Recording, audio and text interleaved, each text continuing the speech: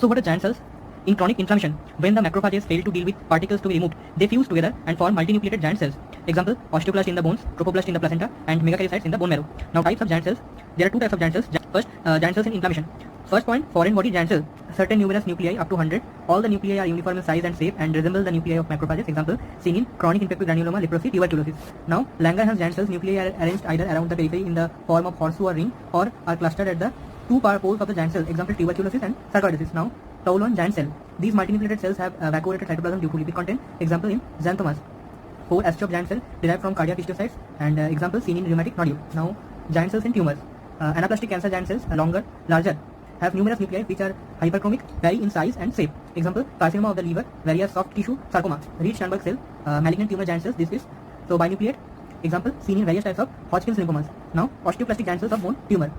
As uniform distribution of osteoclastic giant cells spread in the stoma.